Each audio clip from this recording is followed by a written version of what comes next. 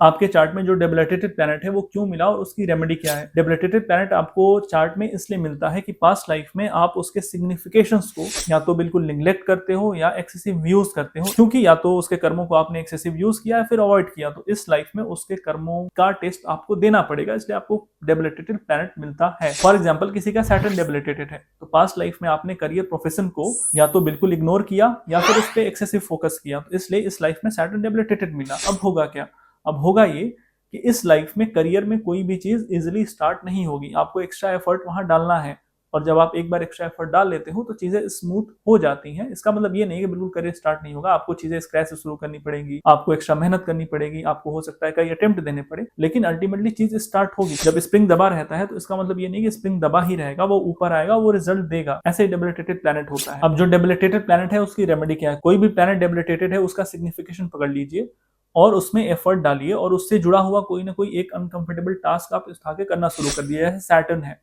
तो सैटर्न किस चीज के कारक है, कर्म के। तो आप जिस चीज को बहुत लंबे समय से अवॉइड करते आए हो, करियर हो गया, प्रोफेशन हो गया, वहां पे उस चीज को अब स्टार्ट कर दो, उस चीज को करना शुरू कर दो। जैसे वीनस कारक है ब्यूटी के, रिलेशनशिप्स के, मनी के।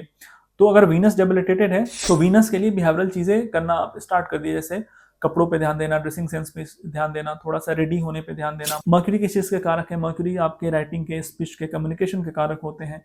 तो अगर वहां पे कोई इशू आ रहा है, आपको बोलने में कोई दिक्कत हो रही है, आप बहुत ज्यादा इंट्रोवर्ट हैं, कहीं किसी के सामने कुछ बोल नहीं पाते हैं, कॉन्फिडेंस तो है, तो आप लिखना, जर्नलिंग करना स्टार्ट करिए, सबसे अच्छी रेमेडी है। ऐसे ही आप रेमेडीज प्रैक्टिस कर सकते हैं सारे प्लैनेट्स के लिए। अगर आपका भी कोई प्लैनेट डेबिलिटेटेड है तो आप कमेंट करिए, मैं उसकी रेमेडी आपको कमेंट बॉक्स में बता दूंगा। और अगर आप इसी को डिटेल में जानना चाहते हैं तो मेरे यूट्यूब चैनल पे जाइए, यूट्यूब पे सर्च करिएगा दासिक पांडे और वहां इसका फुल वीडियो है, आप उसे देख सकते हैं।